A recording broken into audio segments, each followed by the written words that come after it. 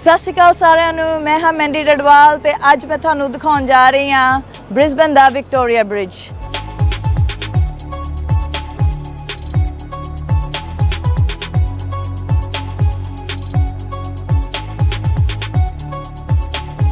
Victoria bridge ਸ਼ਹਿਰ ਦਾ ਪਹਿਲਾ bridge ਸੀ ਜਿਹੜਾ ਬ੍ਰਿਸਬਨ ਨੂੰ ਸਾਊਥ ਬ੍ਰਿਸਬਨ ਨੂੰ ਨਾਰਥ ਬ੍ਰਿਸਬਨ ਦੇ ਨਾਲ ਕਨੈਕਟ ਕਰਦਾ ਸੀ ਔਰ ਅੱਜ ਵੀ ਇਹ ਬ੍ਰਿਜ ਸਾਊਥ ਬ੍ਰਿਸਬਨ ਨੂੰ ਨਾਰਥ ਬ੍ਰਿਸਬਨ 'ਚ ਕਨੈਕਟ ਕਰਨ ਦੇ ਵਿੱਚ ਇੱਕ ਇੰਪੋਰਟੈਂਟ ਰੋਲ ਪਲੇ ਕਰਦਾ ਆ।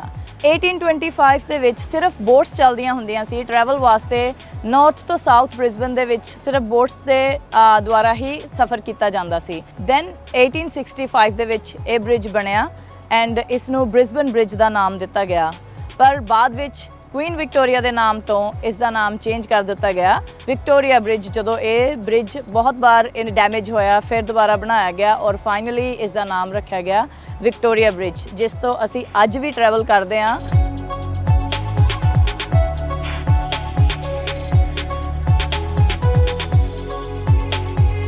ਮੈਂ ਅੱਜ ਜਿਸ ਜਗ੍ਹਾ ਤੇ ਬੈਠੀ ਹਾਂ ਉਹ ਹੈਕਟਰ ਵੈਸਲੀ ਦੀ ਯਾਦ ਦੇ ਵਿੱਚ ਬਣਾਇਆ ਗਿਆ ਹੈ।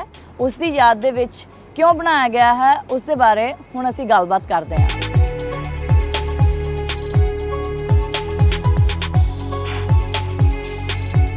ਤਾਂ 11 ਸਾਲ ਦਾ ਮੁੰਡਾ ਹੈਕਟਰ ਵੈਸਲੀ ਆਪਣੀ ਦੇਸ਼ ਭਗਤੀ ਦੇ ਕੰਮਾਂ ਕਰਕੇ ਬਹੁਤ ਮਸ਼ਹੂਰ ਸੀ।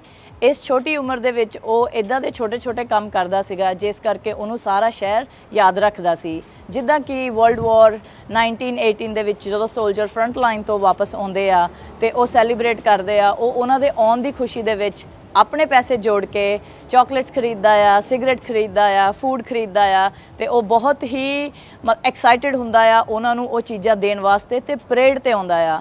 ਤੇ ਪਰੇਡ ਤੇ ਅਨਫੋਰਚੂਨੇਟਲੀ ਉਹਦੇ ਨਾਲ ਇੱਕ ਇੱਦਾਂ ਦਾ ਹਾਦਸਾ ਹੋ ਜਾਂਦਾ ਆ ਜਿਹਦੇ ਵਿੱਚ ਇੱਕ ਗੱਡੀ ਵੱਜਣ ਕਰਕੇ ਉਹਦੀ ਮੌਤ ਹੋ ਜਾਂਦੀ ਆ। ਤੇ ਉਹਦੀ ਯਾਦ ਦੇ ਵਿੱਚ ਸੋਲਜਰਸ ਨੇ ਤੇ ਸੇਲਰਸ ਨੇ ਮਿਲ ਕੇ ਇੱਕ ਮਾਰਬਲ ਪਲੇਟ ਐਸਟੈਬਲਿਸ਼ ਕੀਤੀ ਆ ਜਿਸ ਦੇ ਉੱਤੇ ਉਹਦੀ ਫੋਟੋ ਆ, ਉਹਦੀ ਹਿਸਟਰੀ ਆ ਤੇ ਉਹਦੀ ਯਾਦ ਦੇ ਵਿੱਚ ਇਹ ਜਗ੍ਹਾ ਬਣਾਈ ਗਈ ਆ।